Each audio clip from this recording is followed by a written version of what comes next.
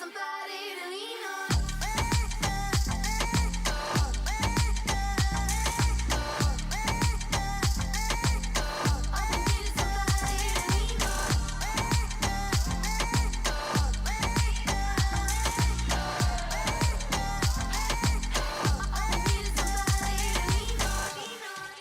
Thank you for coming to Cabra for you. Thank you very much.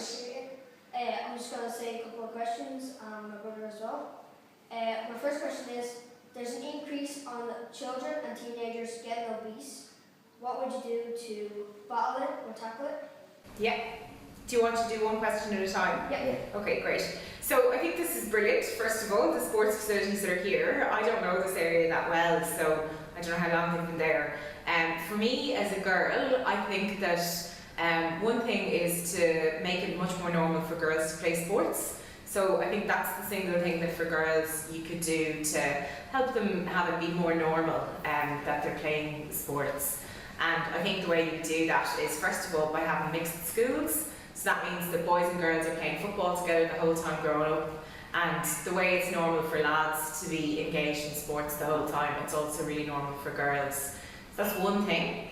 I think as well as that, having things like communities where it's very normal for everybody to walk places and cycle places instead of having very sprawling cities where people need to use cars more and more. I suppose so ways that would build more and more activity into everybody's everyday life instead of having to do very, very dramatic things. I think those are probably the two issues that I think would make a big difference. So the big proposal that's in the news at the moment is to have a sugar tax. So do you know what that is? Yeah. Do you want to just give us an idea of what that is before? A sugar tax is an increase on the amount.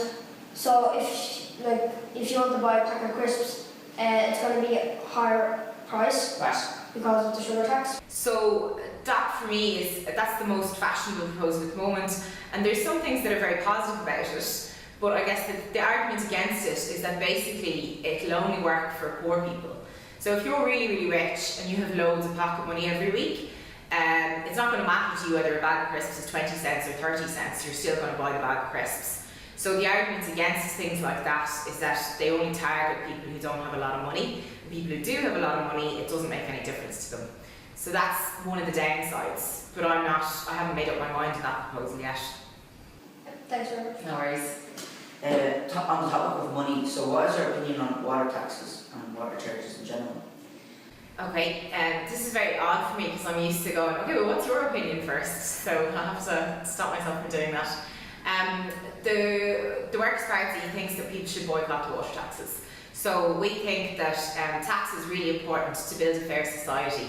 And the reason it's important is because it helps you to take money away from people who are very, very rich and give it back to society and put it into good services for people. Yeah, thank you very much. So I've noticed that healthier foods are more expensive than junk food. Yeah. Would you change this in some kind of way? Yeah, absolutely. So I think there's the main reason for that is that there's the people.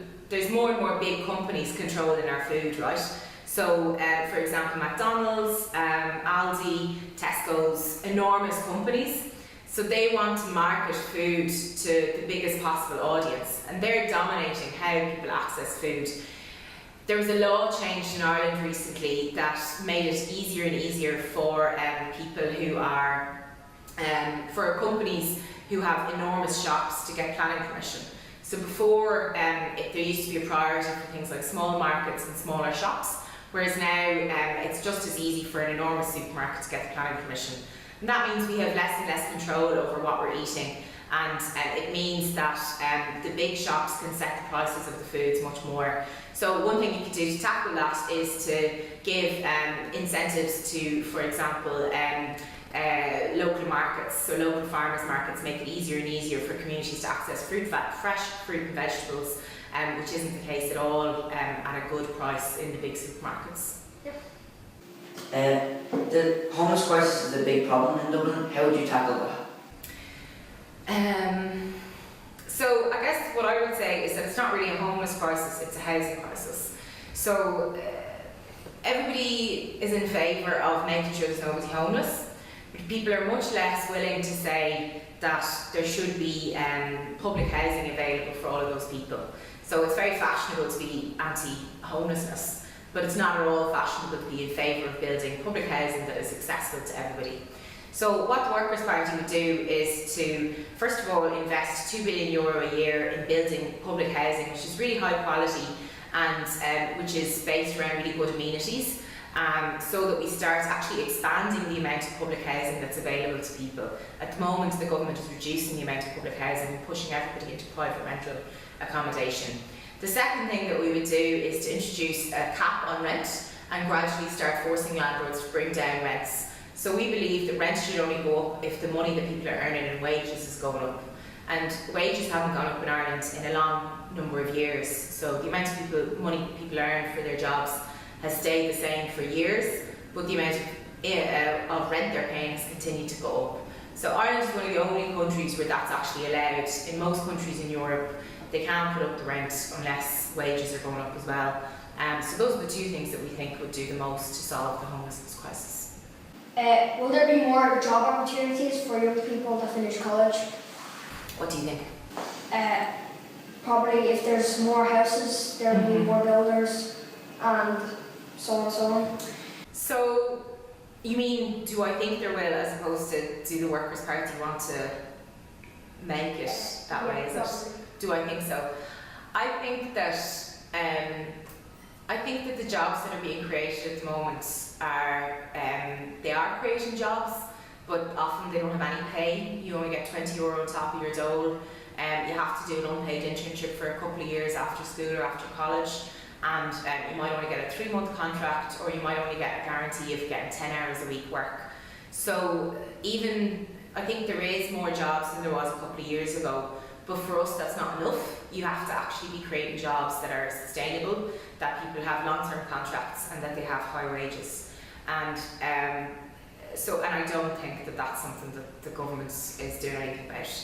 If you wanted to make it, so for us, if we wanted to say, okay, in 10 years' time, kids who are graduating are going to have good quality jobs, instead of just relying on private businesses who are out to make profit to create those jobs, what we would be doing is putting money into public companies that are democratically controlled. So companies that the government controls, so the government can say, this is how much the wage is going to be, this is what we're going to produce because we know that it's something that's valuable for society, and that would be a more democratic way of creating jobs for people.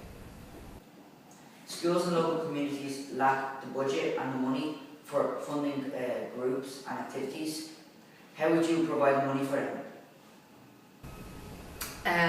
So I guess it kind of comes back to what we were talking about with the water taxes, that the only way to fund good services is through progressive taxation. So what we mean by that is that there's an awful lot of people in Ireland, and particularly corporations in Ireland, like Google and Apple, who pay much less tax than they're supposed to according to the law, and also than average people pay in a community like Cabra. So, for example, Apple pays around 4% tax, whereas somebody who is working on an average wage pays around 20% tax. So for us, the way that you would fund education and community services is by increasing the amount that wealthy people and wealthy corporations have to pay in tax, because we believe that they're only wealthy because of the work that everybody else is doing in those companies, and so they have a responsibility to give that wealth back to other communities like this one. So that's the way we fund services. That was our last question. Thanks Very good. Thank you. Good stuff. Thanks a million, lads. Well done. Those were great questions. Yeah.